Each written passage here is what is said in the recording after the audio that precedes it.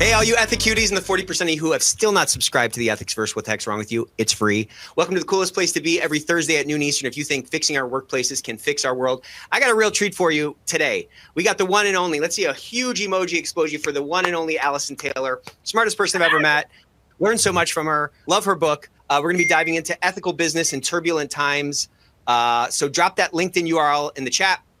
Like we say every week on the Ethicsverse, your LinkedIn URL in the chat is your key to success. Your network is your net worth. Neither are big enough. And we have a really unique opportunity in this market that we're a part of, in this industry that we're a part of, to take advantage of this asset, which is each other.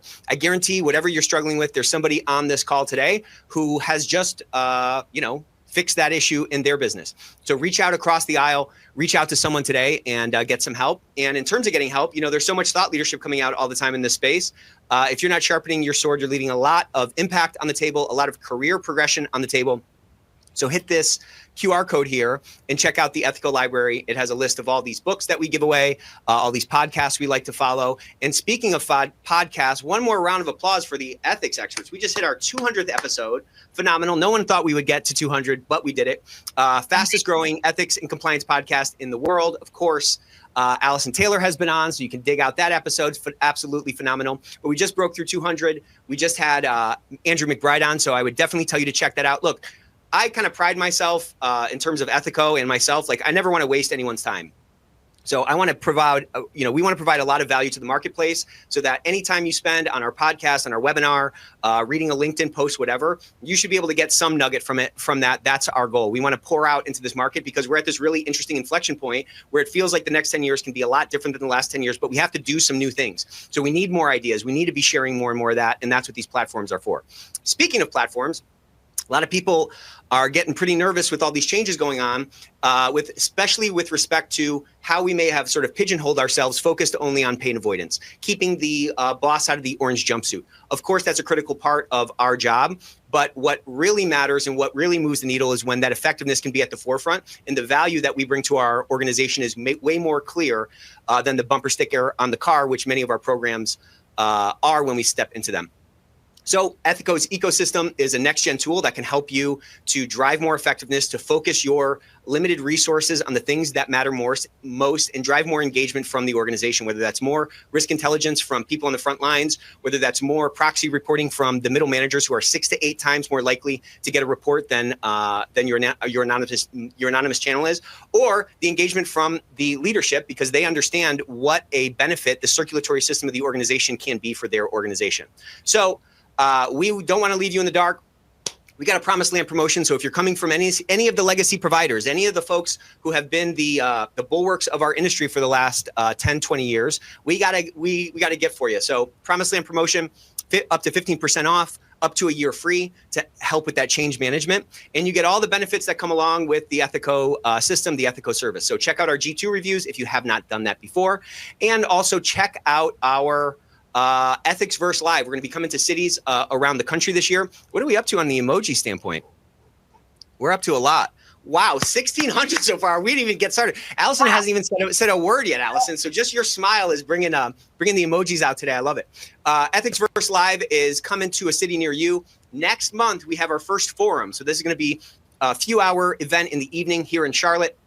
We have a bunch of speakers, a bunch of networking. And again, this is not, we don't do the thinly veiled sales presentation, okay? We're trying to give you value. And the best thing we can do is create forums like this, situations like this, where people can get together and expand their network. With all of that said, we have the one and only Allison Taylor. We're giving away 5. You know what? Let's do 10. My favorite book. Oops, wrong. I had the book on here, okay? We're giving away 5. We sometimes give out 5, but when we have the actual author on, we're going to be giving about 10 of this highly reviewed book. This was an international bestseller. It was on the New York Times list. It was on the Financial Times list. Phenomenal book. We're giving out 10 of them. So keep those comments coming in the chat. Keep those questions coming in. We're going to loop them in. We have, like I said, the one and only Allison Taylor. She is, she's one of my favorite people. Look how good we look. I was commenting I might be moving into my eyeliner phase because who knew? Who knew my eyes pop like that with an eyeliner? Anyways, welcome, Allison. How's it going? It's going all right, Nick. It's lovely to see you. Just what a treat, given everything you've been through since we last caught up. Thank you so much. Yeah, we had planned to get together in the fall, and then my accident happened, and so we ended up kicking it to now. And I'm just so excited to get you on every time. So get your pens out, record this session, you guys, because this is going to be phenomenal. One last point: if you have not subscribed to our YouTube channel, you absolutely should. We put out tons of clips. We put out all these videos from the Ethicsverse. So if you ever miss an Ethicsverse, you can check the YouTube channel that night, and you can check that replay. Okay, well, let's go ahead and dive in, Allison. For those of you who don't know Allison, welcome to Earth. You're really going to love it here. So let's just dive in. So, President Trump issued a bunch of recent executive orders, one of which paused the FCPA enforcement. So when you think about this, you think about these turbulent times. Her book is called Turbulent Times, so she has a bit of a soothsayer. I was on to something, right? Yeah, exactly. So how do you think companies should start to adjust, if at all, their anti-corruption strategies while maintaining these ethical standards? So what a good question. Let's kind of dive in there first, and let's get up front that I don't think pausing enforcement on the FCPA is a particularly good idea. If I look at the story of anti-corruption during my career, I think it is one of the few areas I can say there has been undeniable international progress, cooperation. I think the kind of understanding that a company's third parties have about not doing business this way has taken hold in a way I don't think we would have anticipated 20 years ago. So that's for a reason, right? Having good anti-corruption standards is good for business. It levels the playing field. It makes life more predictable. It sends a signal. It's become a norm. And so hopefully the people listening already had compliance and anti-corruption programs that weren't just saying, don't break the law and don't get caught, and it's going to be awful if you do. But we're making those broader business case arguments about integrity, about how you show up, about how you negotiate with people, about how you manage those risks. So if you were doing FCPA enforcement right in your organization, I think you were already thinking about the impact of this. You were already using this as a reason or a point of leverage with your employees to talk about the commercial pressures they're under, to talk about what life looks like on the ground, on the front line. So if you have that kind of blanket zero tolerance, this is all about the enforcement approach, you're in quite a bit of trouble right now. If you were focused on ethical culture and why we're doing this in the first place, then I think you are on much stronger ground. And then the kind of final, more obvious point is the US might be pausing enforcement here. One, I don't think we know what that might look like in another 3-4 years. Like, things aren't a problem until they are. I wouldn't overreact there. Two, think about your international profile. I don't think other governments are going to be giving up on this. I don't think other governments are going to be rolling back. So from the point of view of risk and resilience, I would suggest you stay the course. Well, you said something really, really important there, where if your whole, is essentially like, if your whole value is just, viewed in the eyes of the rest of the organization, it's just on FCPA and, enforcement. Yeah. Well, now you're kind of in a weak position. So right. Now is the time, I say this all the time, but like anytime there's a lot of change, that creates a lot of opportunity. So if you haven't already started the reframe exercise within your organization to reframe out what value you provide and tie that down to the values of an ethical culture and how you are kind of reinforcing that, then I think now is the time to do it. Like, there's a lot of movement going on. We have some good episodes coming out on the ethics experts that are talking about how some folks are kind of taking advantage of this opportunity, but that's going to be unique for your business, the market, so to speak, the people that you're marketing to, your other stakeholders. You have to take that into account, but you have to do something a little bit different. So, a lot of people are kind of freaking out. Oh, go ahead, please. Yeah, no, I think, it's kind of like, this is the cliche about compliance, right? You're the internal police, you're the business prevention department. So if you have that angle, you've got not that much leverage right now. If you rather saw yourself as someone that supports the business to be successful, that grounds what you're doing in culture, in business advantage, in understanding what's going on being a strategic influencer, then this is not such a problem for you. I'm not saying it's still not a problem at all, but I think you're on stronger ground and can even double down on some of those arguments. So it's interesting the reaction to a lot of these changes from either side of the aisle. Some people think it's very dramatic. Some people think it's very appropriate in terms of like this stance against regulation or over-regulation, whatever you want to call it. What do you think this signifies? And do you think there's any validity to this phraseology that's been used that, the law has been abused in a manner that harms our interest, harms the United States interest? Like, what does this portend for us? Yeah. I mean, that was like the argument people used when the FCPA was first introduced in the late 1970s. And I think, the story is actually that these norms that came out of America originally have kind of taken hold internationally, and that we all benefit from consistent, predictable regulation. So we could have an argument about on many, many issues about whether the US is over or under-regulated. I think the real problem for business right now is less that conversation and more the predictability of regulation. Right. The problem we're in right now is, one, we seem to be in a situation where every 4 years a group of people get into power and then spend their entire time reversing what the last people did. Right. Not super constructive and not super predictable, and means we all have to kind of prepare for whiplash. The other thing that's happening is we're seeing a lot of stuff go to the state by state level. So we're kind of turning into Europe, where you've got to have a strategy of what you're doing state by state, which is kind of not the original idea of the US, which is all about kind of freedom and liberty and operating as kind of one free market. So, I think the problem is more predictability and planning and resilience. There is a separate topic, but for those of you who have not watched this, there's a really, really interesting interview from a few months ago at COP with Darren Woods of ExxonMobil, kind of making the argument for climate regulation. He's sort of saying this is actually not good for even an oil and gas business to have to kind of swing back and forth this way to try and keep up what's going on politically. So it's the unpredictability, it's the uncertainty that I think is really dominating now. And most of the business leaders I speak to, it's not like they've kind of gone, oh, well, the FCPA is over, we're giving up. They're more kind of like, we're not really sure how this is going to play out. We're going to keep our heads down. All of this stuff could go in a load of ways. And so, again, I think it's just having to put all that energy into scenario planning and trying to figure out what you're going to do on the basis of all these kind of unpredictable forces. That sucks up a lot of time and energy you could be using to grow your business. So there's a couple of great comments here. Patrick said risk is cost, and I think that's right. We have an episode coming up where this gentleman has, his compliance department used to be nested under legal, and now it's nested under risk.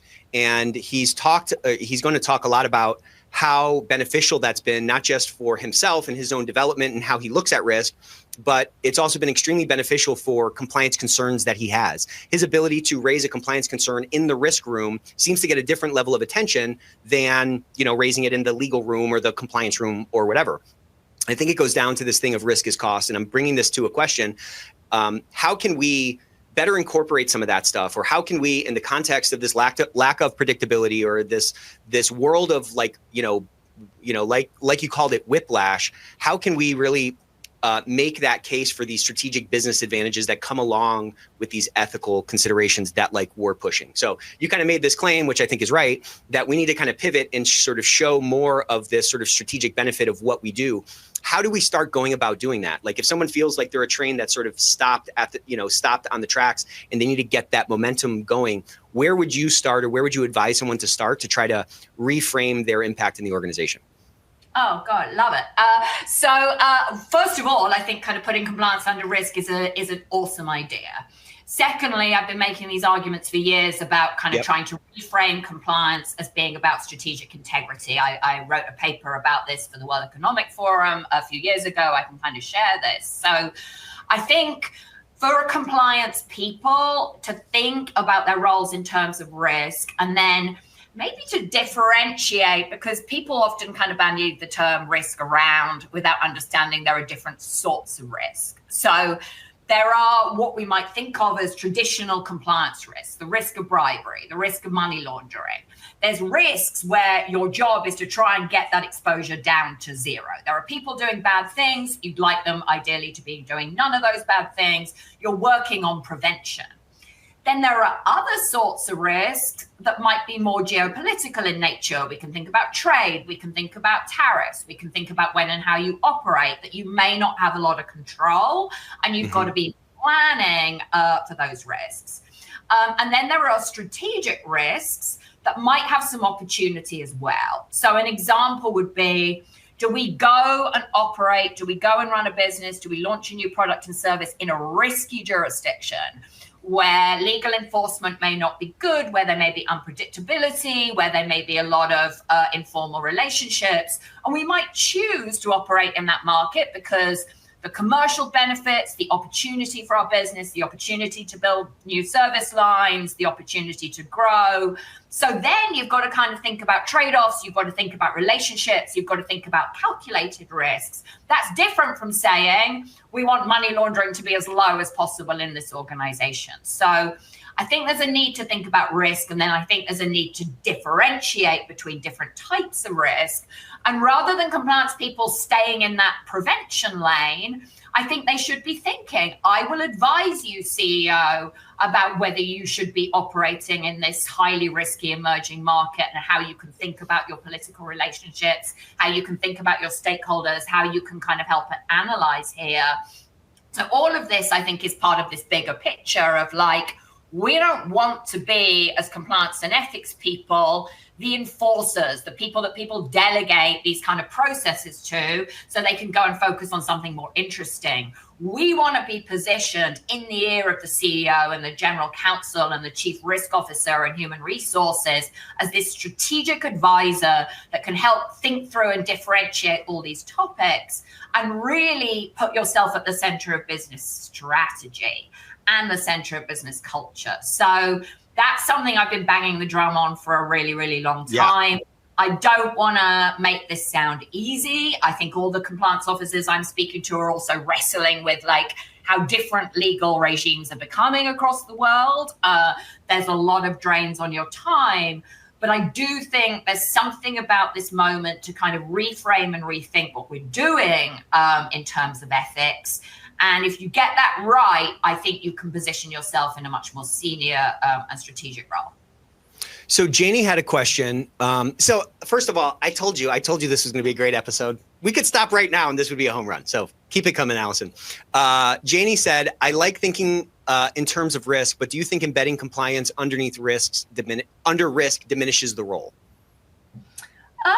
I don't know. I would say rather the opposite. I would say putting this under legal diminishes the role. It narrows the focus. It suggests, again, you're just the internal police. You just kind of exist to be enforcing the rules. And what you don't want to be is just the rule enforcer. You want to be a business partner.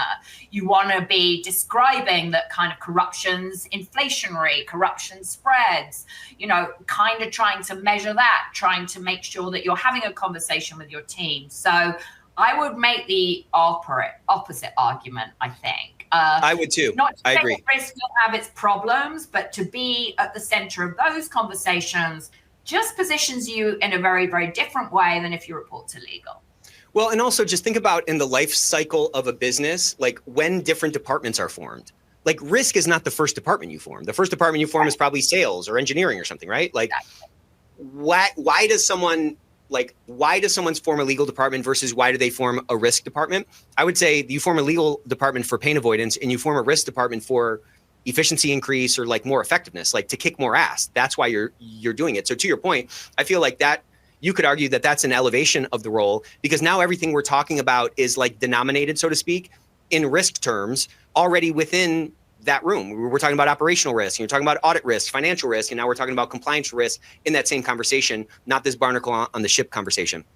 So I think the job of the general counsel, right, is to fight for the company in legal cases and on litigation, no matter what.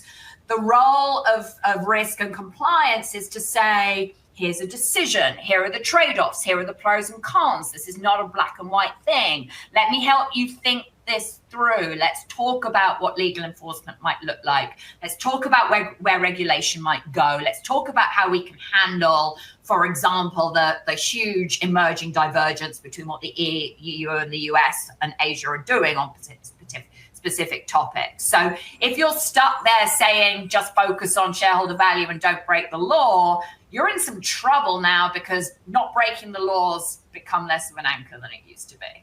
Yeah, it's less of a, the risk of breaking a law is dropped. There's some, one of my teammates says this, and I've adopted it. I love it. She says, you can't outgrind a bad mindset.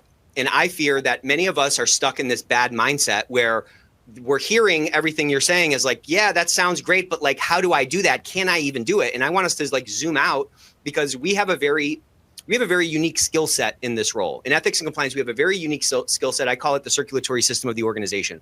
We are particularly well positioned to reach out across the aisle and reach up and down the leadership stack and to assess risks in the context of our business. And I think this is kind of a corollary.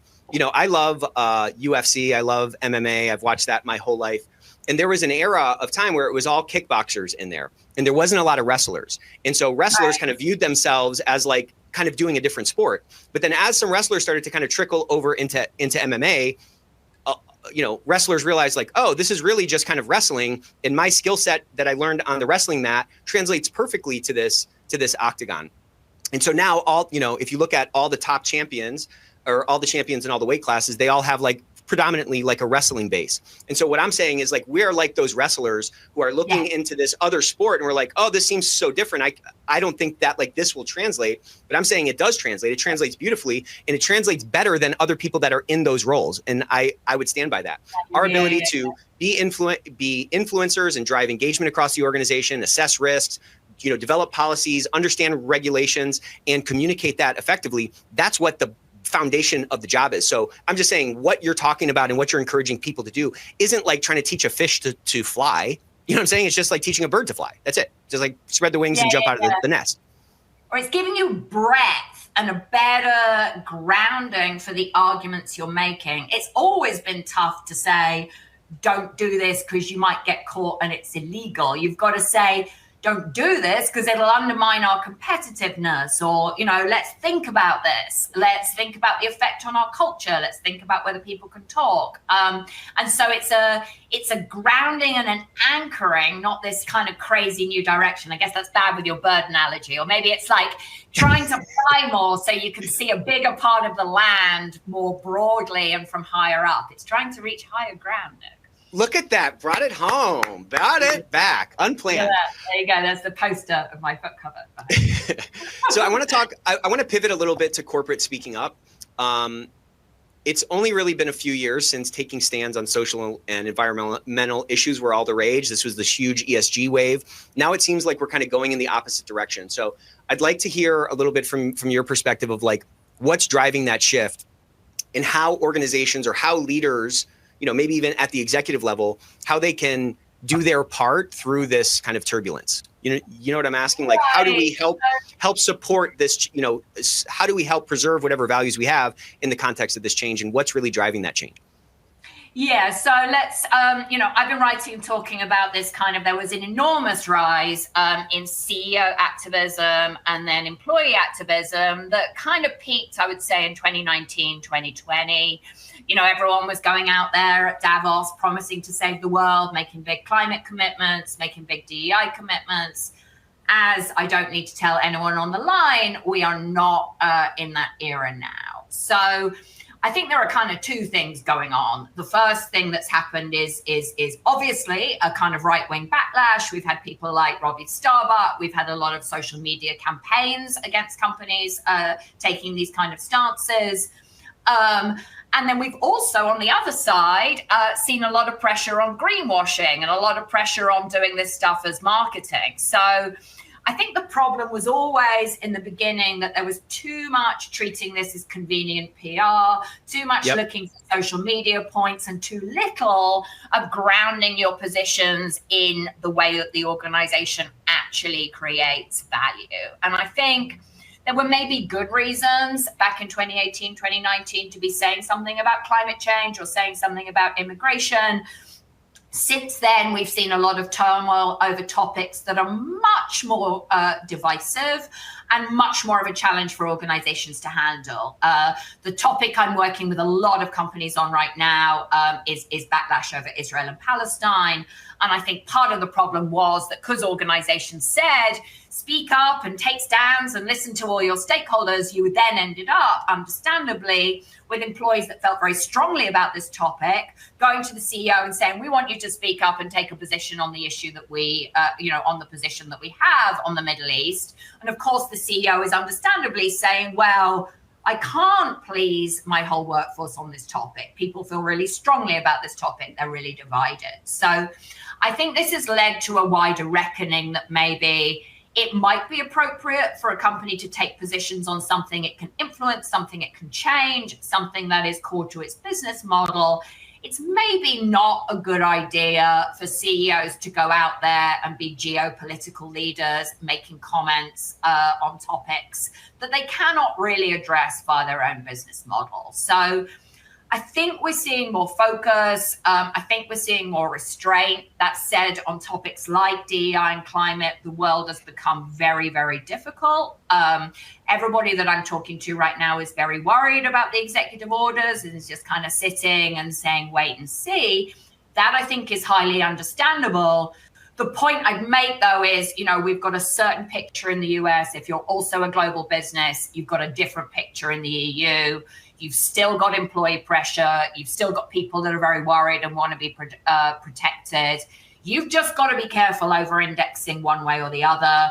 So I think caution is warranted right now. We'll see how things shake down. But have an honest conversation about where you're prepared to kind of anchor yourself. And that should be on things that your business can actually influence. So I think we hope that we've seen the end of a bit of kind of empty speaking up and virtue signaling and leaders taking on problems they can't solve. But in the short term, we're going to see, I think, a lot of challenges for internal culture on these topics. We can see, for example, Target made a big noise about DEI a few years ago. It's just dialed it back. It's getting sued anyway. And so these topics are just inherently very difficult to handle. And just to pick up on our earlier conversation, another reason that the CEO needs you as their right-hand person advising them on right. Like we're in uncharted territory, and there's a lot of lessons that we as ethics and compliance folks could have learned over the last little chapter that we can leverage and we can convey to keep, to add value. You said you want to be in the CEO's ear, you want to be in the executive's ear. And what do you put in your ear aside from a Q-tip, which you shouldn't do, by the way? You put in things that you want, right? You put in headphones and you listen to the things that you want. And so that's a pleasure seeking thing, right? Whatever I allow into my ears, to the extent I can control it, is kind of a decision that I'm making. So how can we be in that bucket of, good sound, so to speak? This sounds so stupid, but how can we be, someone that they're going to want to come to say, wow, this person adds a lot of value. I don't really know what to do here. I need some guidance. Or how can we, inject some of that, that guidance that's actually going to add value? We have to be looking for those opportunities.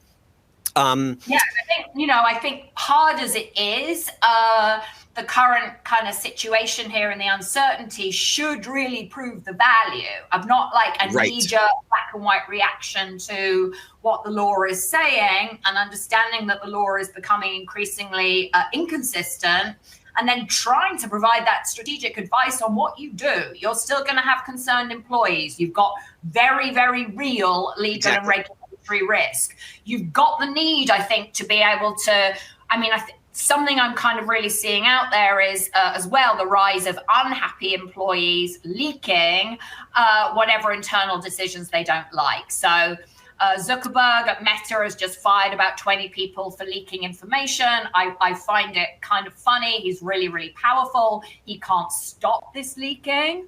On the other hand, we've got an activist like Robbie Starbuck, and let's be clear, he is using leaked information from employees who are unhappy about DEI programs to form his campaigns. So whether it's in the liberal direction or the conservative direction, what we've got is employees that don't agree with the leadership decisions, going to activists or going to the press or going onto social media to say this is bad leadership. So your job, I think, as an ethics officer is to ensure you're having those conversations in an honest and focused and respectful way so your employees feel like they're going to be listened to, even if you make decisions they don't agree with, that you can go and explain, here's why we made this decision. We're trying to be fair. We're trying to protect our business. What you want is to be able to be having those conversations and reflecting that in an honest and informed way inside your company, so you're not creating a group of people that are so annoyed they're either going to Robbie Starbuck or they're going on Twitter and complaining about what a bad leader you are. Well, that's a phenomenal point, and again underscores this unique position that we're in. We're in a unique position to have those conversations and to get that finger on the pulse and to understand what might be going on so that we can be more informed as we provide that guidance. Now, you're somebody who I think is very classy, very high end. You would never say I told you so. So that's why I'm here. I'll say I told you so for you. Because when ESG was first coming out, you seemed like the lone voice in the wilderness saying, hey, this is great. This could be great, but let's be very careful about the claims that we're making. And I think, I'm going to kind of botch this. This is just kind of a sketch of it. But, I think something that you said, or something I said, you said many times, was that instead of having an ESG list of 50 different things, we should really just pick the few things that we can actually affect, the few things that we're actually going to stand on. And so my question is, do you feel like the organizations that have maybe built their house upon the sand, who took advantage of this sort of like PR ability of ESG, for example, that's just like the most recent one, or maybe DEI, who said, oh, okay, cool, DEI is the thing, or ESG is the thing, we're going to go all in on it without actually kind of being authentic. Do you feel like those folks are in a worse position now, as opposed to the folks that are, because I mean, we're seeing like some of these Robbie Starbuck targets are saying, well, yeah, well, I'm going to, we care about this and we're not changing. And he seems to kind of move on from those. And then others, he seems to target and he sees some action and then they kind of double down on it. So can we talk a little bit about this, like authentic kind of adherence to values, or, authentic sort of effort behind the claims that an organization is making, and help, let's kind of talk about how we can leverage those recently learned lessons to maybe add some more value or to frame out our guidance in a more meaningful way in this chapter where there's a whole new set of like turbulent factors.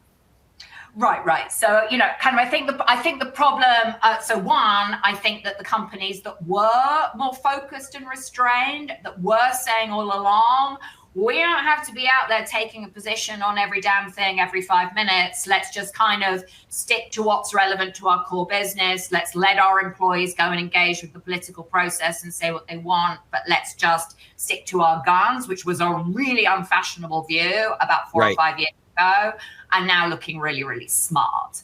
I think the problem that a lot of companies are in right now, and I don't really want to get in, it kind of doesn't matter whether this is ESG or DEI or what you personally think about the success or failures of DEI. The problem is, if you've gone out there and said, this issue, whatever the issue is core to our values, like there's a business case, we're not changing, this is fundamental, this is who we are. And then now you're like, oh, I'm a little bit worried about legal risk, so I think I'll totally reverse the position. The problem is you're signaling that your ethics and your values are up for sale. The problem is you're signaling that if there's enough risk out there in the landscape, you'll drop everything. And I don't think that's a good signal if what you're also trying to say to employees is, also observe the code of conduct and also speak and so on. So the problem is a lot of us seem to be signaling right now that values are optional. And I think that's because we kind of over-index to political and social forces in the first place. So if we went too far this way 4 or 5 years ago, we've got to be super careful we don't go too far the other way now. We are in a divided, polarized country. The country did not stop being divided and polarized on January 20th this year. Like, there's still a lot of noise. We're seeing a lot of noise out there in the public domain right now. There's a lot of debate about how things are going to play out. So as a business leader right now, I think everybody is in cautious mode. Everybody is in wait and see mode. But you just got to be careful not to get whiplash, because it really kind of, we want to have our ethics grounded somewhere. We want to have it on higher ground. We want to have it anchored to something that is not going to change. And so the law and social media are maybe less reliable than a few foundational things that you can really back up and that are really fundamental to how you make money. So this is kind of a tangential question, but we have this shift away from corporate activism. We have this shift away, it seems like from a, at a secular level or just kind of at the highest level, this shift away from social and environmental issues. But what would you tell a compliance person or an ethics person or an HR person who's on this call right now? Like, what strategies can they start implementing? What conversations can they start having to maintain these ethical practices? Because there's obviously some commitment to building an ethical workplace, right? How can they maintain this commitment to these ethical practices without getting embroiled with these controversies as the pendulum swings? Well, I would suggest that everybody on the line goes out and Googles. There is a survey that came out in December from Just Capital, and it is about what Americans want from business. It's pretty. I'll send it as follow-up so you can share it with people on the line. It's amazing. It's an amazing survey. If you look at it and you look at the list of concerns from ordinary Americans, what you will see is that sustainability and environmental concerns are pretty low down the list. I believe that number one is paying a fair living wage. I know that number two is ethical leadership. So what I read from this is not so much that the general public doesn't care about sustainability and doesn't care about these issues. What I read from it is there was too much virtue signaling on topics like climate change for PR purposes, and we didn't get the basics in place. We didn't say, are we treating our people properly? Are we treating them with dignity and respect? Are we paying them a living wage? Are we allowing them a private life? Are we leading in a way that sets an example, or are we saying there's one rule for me and there's one rule for everyone else? And I think what this survey shows is that we didn't get the basics right, and we went out there yodeling that we were going to solve all these other problems. And so back to basics, ethical leadership was the thing Americans want most. So I would anchor there. Ethical leadership, let's build the kind of people who are servant leaders, that know they set an example, that know that they will model the kind of behavior that we want to see, that will not say we only have to do this because we're really worried about the hit on shareholder value if we get exactly the law, and are more like, this is who we are and this is the organization we want to have. And we believe in our people, and we know that employees are at the center. They're our most important stakeholders, and we got to get that right. That's where I would go right now. So, I mean, you said it. You said not partisan. That's not partisan. We're not saying it's not. You're not woke. We're saying everybody wants a job where they feel valued and respected. Everyone wants to support their family. Everyone's worried about inflation. Everybody's sick of these partisan battles. Let's ground in human values and human beings. I also think that will help with AI, by the way. I mean, why are there all these new diets coming out? It's because everybody struggles with weight. And now there's a new book that says, here's your path to weight loss. Here's your path to health. And they come up with a nice title, and it's something to grab onto, right? So we as human beings have a desire for, a guide, right? Like we have a desire for like what that North Star is. And we need kind of some forward progress. We need a plan to like attach to that, like we need to work on. And so I'm saying that in a time of, in these turbulent times where there's so many question marks, where it feels like this whiplash and this pendulum swinging back and forth, we can add particular value when we can be that lighthouse in the storm. You know what I'm saying? Where we can be that guiding force, and we can say, hey, let's not panic. Let's just get back to basics. Look at this from Just Capital. This is what everybody cares about. This is what we need to solve for. If we personally care about this, or we personally care about Gaza or whatever, that is what it is. But we have a very diverse workforce, but everybody wants this. So this is what we need to solve for. That's a very valuable, again, if you're going to be a strategic advisor to leadership, that's a very valuable lighthouse in the storm, like I said, to present. I got a great question here. This is kind of related, but how can compliance function cope with these extreme regulatory changes? This is from a couple of minutes ago.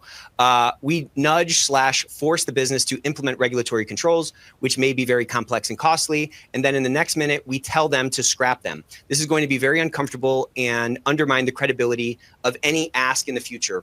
That potential is there. So do you feel like this recipe that you just presented is a great antidote to that? like, let me get up front. This is super hard. I don't want to sit there and be one of those people suggesting there are glib, neat, easy answers here. But to me, this question again suggests we ought to think in terms of risk. The problem, I think, with a lot of compliance programs is that they treat every single legal issue and every single legal exposure with the same way. And so, you don't have to respond to every regulation in a gold-plated manner and have kind of full enforcement right away. What you need to do is think about the risks that your business is actually exposed to. And if you're grounding there, then you've got really, really strong arguments, and you've got really, really strong arguments for where you kind of, where you drive the enforcement and where you don't. I'm thinking about a paragraph. I interviewed Hui Chen, the former DOJ compliance advisor for my book. And she talked about this. She talked about how she talked to all these companies that were really kind of worried about full-on enforcement and had this very blanket view of risk. And she'd say, look, there's no formula to get this right. What I want to understand is, has your business actually looked at its business model, looked at its exposures, looked at its landscape, and made decisions accordingly? And That's she it. told me, That's it. Yeah, I know That's not that complex. She told me about this kind of situation where the company had had some kind of financial fraud, and then had gone in and enforced training on financial fraud for 100% of corporate employees. And she had gone back to this company and said, what proportion of workers even have a corporate credit card? And it was like 10%. So do the training for the people with the corporate credit card. You don't need to do it for everybody. It's like such a waste of money to have these kind of blanket knee-jerk responses. So again, well, it's a very low-level response. I mean, it's a very, here, I'll say it. It's a dumb response. Oh, right. I'm so scared of the faceless DOJ coming in here. Let's just kind of, well, everybody has to take the training. That's not like a common sense approach. What I have found from talking to people that have been through, proctology exams with the DOJ, or people like Hui Chen, right, is that there's a lot of common sense on their side. I think there's so much fear on our side that drives these knee-jerk reactions that end up compromising our credibility within the organization, right? We need to just have we need to have more confidence in ourselves, more confidence in our own risk management lens that we look at the entire world through, and rely on that common sense, because that's what I think people are really looking for. Yeah, and I think, you see this guidance coming out from whatever these regulatory agencies, and everyone sort of obsesses about it. And it's like, well, what's everyone else doing? And let's do the same thing. Exactly. Sounds like you've had the same conversations as me. Actually go and talk to a regulator. The regulators are like, stop exactly. This in this blanket, thoughtless way. Come and have a conversation with us about your risk, about your exposure, about what you're going to do about it. That's what we want you to do. And they're like, just stop right, kind of thinking that you can all herd in the same way and kind of deflect scrutiny. We want to see if you understand your business. Exactly. And if you're actually responding to your actual risks, I mean, it's crazy. Yeah, it's crazy. On this episode with Andrew McBride, we spent a bunch of time talking about, he just won this award last year for Compliance Program of the Year at Albemarle, because they had this massive declination. But he took the exact approach you just talked about. He was trying to solve it for himself. He was looking at his business and what are the major risks, and he was taking this Pareto approach because he knows it's never going to be perfect. There's always going to be latent risks in the organization, and our job is to de-risk the business to the extent possible with the least amount of efforts. That's the entire job. So really, when in doubt, when you have that fear creeping in, or you have that negative self-talk creeping in, you have to open up a window and air that out a little bit and get back down to the common sense. Like, what is my next best action? What is my next best move given my business and the risks that we are facing? And no one has infinite resources. So how are you going to use the resources you have to the greatest effect? So you're not wasting time and money and, frankly, internal social capital enforcing rules that employees are sitting there being like, this doesn't affect me, this isn't relevant, this just feels like a bunch of bean counters chewing up my time doing generic training. Are you doing that, or are you actually having a conversation that means employees are going to flag the actual issues that they're concerned about so you can deal with them before they go out there creating a disaster for you? And so I worry that our kind of knee-jerk reactions to these blanket rules are kind of undermining that far more important goal and role for an ethics leader. And I think it just comes back to mindset at some level, because, you know, I talk to people that are a department of one. I talk to people that have a department of 50 people in a complex multinational organization. They're all singing the same song. I don't have enough resources. There's too much to do. I struggle to show value to the organization. So it's kind of like running. Like if you're a runner, whether you run short distances or marathons or whatever, running's always hard. The job we have is always going to be hard. And so there's not some silver bullet of resource allocation or budget or, you know, software that's going to like wave a magic wand and this not be work. It's called work for a reason. So I just think like if we know it's going to be hard, that's just the job that can help us kind of break free from this sort of like fixed mindset that sometimes can compromise our, you know, impact. One more quick question. You're never going to hit perfection. You're never going to have get there. Everything going wrong. So what and that's okay. Like here, just let's be clear about that as well. About that as well. Great question here from David. David, thanks for sending this. Under the DOJ evaluation criteria, 2 principles are sufficient anonymity from management and that the CCO is a member of senior management. Is it better to be part of legal as an independent branch or be part of the administrative branch in your view to adhere to this guidance, you know? You know, I mean, there's been a huge debate in the compliance industry for years. Like, I actually think the best place for compliance to have a line into is the board. You need independence. Like, you need to be able to deal with problems in the C-suite if there are problems in the C-suite. So I would say probably be part of the administration. You certainly want a seat at the table, but you also want a direct line to the board, and you want some level of independence, and you want everybody to be clear that that's what your role is. You are, in a very important sense, the voice of public good, of societal good inside the organization. You're there to defend the integrity of the organization, which is not the same role as legal or the general counsel. And so I think there's that kind of level of thinking, and I think seniority and independence are the most important thing. You know, we were talking a lot about this divided country and how polarized everything is.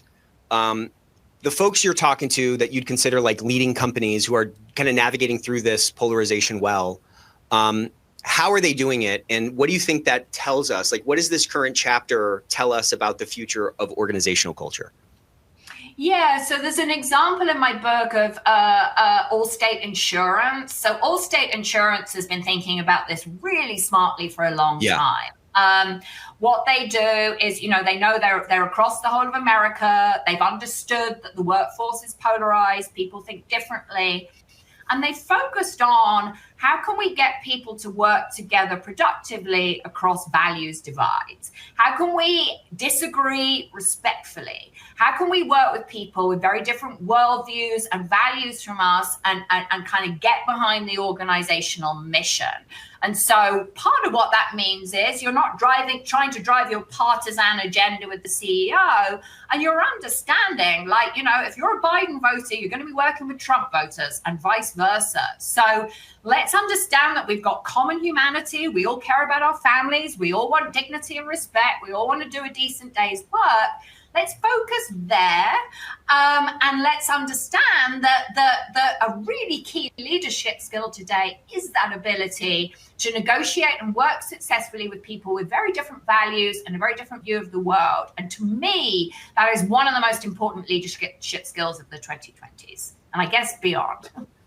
Yeah, I think you're right, and I think I think we have to find those common overlaps between different views, because there's myriad different views. There's different, you know, everybody's watching a different movie. But to your point, that Just Capital survey, phenomenal. That speaks, I mean, that puts it in black and white, that regardless of partisanship, there are certain core things that like we all care about, and those should be the 80% focus of any program, I think. And I think if corporate culture, I don't see this thing abating, this thing of like people wanting to work in a high integrity organization. I don't think that's going to go away. I mean, we're in a knowledge work economy where so much of ourselves is put into our work. There's so much creative expenditure for whatever work we're doing in any organization. And I think part of having a high integrity culture today is like you are allowed to have a personal life. You're allowed to have your own personal opinions. Like, we're not going to enforce those on you. But, you know, while you're in the workplace, you need to be able to work successfully and treat people with respect who disagree with you. So part of the problem is, I think, that in America, we haven't paid enough attention to those fundamentals and enough attention to the need to work across political divides. I mean, this is a conversation that's also about bigger problems in our political system. But corporations have a role, I think, in understanding that you're going to have voters of every stripe and every leaning inside your building. Let's start there and try and build a common understanding, rather than trying to signal at this level based on whoever's in power at the moment. So for the last kind of section here, I want to pivot and talk a little bit about your book. If anybody has not read it yet, I just dropped into the chat the link to the Amazon page. This is a highly recommended book. There's so much in it. And, you know, you've always been such a forward thinker. You're really good at kind of seeing around the curve. And I think the more seeing around the curve type thought leadership we can read and be exposed to, the better we can start to build that muscle. Speaking of muscles, in your book, you talk about this moral muscle. Okay, so how do we strengthen this moral muscle, this ethical decision making on the individual level, maybe on the team level, and more systemically across the organization? How do we because muscles atrophy quickly. I was laid up for a couple of months and I've lost it all. So how do we keep tension on this muscle and keep building it? Oh, God, what a great question. So I think part of building the muscle is understanding that this is a muscle that needs building. Like, there's a lot of research showing that we all think we're more ethical than average, just like we all think we're better than average drivers. But have you seen the idiots out there on the road, right? So we have a tendency to think we're good people, we're invulnerable, that we're doing better than other people while we judge everybody else. So I think part of this starts with self-awareness. You are no more able to resist social dynamics than anyone else. We are group creatures. We are social creatures. Understanding that your own judgment, your own biases, your own vulnerability is just as much of an issue as everybody else's, I think is a really, really good starting point. Then from there, I would start to explore these topics of social psychology and behavioral science. How do people behave in groups? Why is it so difficult to speak up? How can we reframe conversations so that people are more able to say what they really think? How can we put these kind of group dynamics and understanding that people have social pressures, understanding that people have conformity pressures at the center of our efforts, rather than kind of lecturing people about rules and not breaking the law? So there's so much amazing research. There's so many amazing books about culture, about how people behave, about the blend of kind of individual cognition and decision making and those kind of group forces, incentives. Everyone's pushing for a bonus. Everyone says this is just the way they do business there. Everybody's kind of telling you to do a certain thing. It's so easy to go along with the crowd. So I think it's partly kind of being aware of how easy that is, and then really trying to use those group dynamics and those cultural forces to drive the kind of behavior that you want to see. I think that's spot on. The chat is absolutely blowing up. I also want to talk about this thing because I think this is pretty spot on. You talk about in the book these limitations of transparency and these zero tolerance policies. How do we develop a more nuanced approach to these things? Because obviously, the intent behind a zero tolerance policy is obviously good, but it ends up, I think, kind of creating some, it creates a lie essentially. So let's talk about these limitations on this transparency and this zero tolerance approach that a lot of us take. Yeah, let's go back to where we started the conversation, right? You can say zero tolerance for bribery, and that might look like a sensible thing to say because at least until recently, if you got caught, you're in very, very serious trouble. But if you say there's zero tolerance, what you're also saying is, hey, you might be working in some really difficult frontier market where you can't get your goods through the port, or you're being hit up by the police at checkpoints, or you can't get the electricity turned on, or people are putting delays in your way and they're telling you that you have to kind of make grease payments to remove those delays.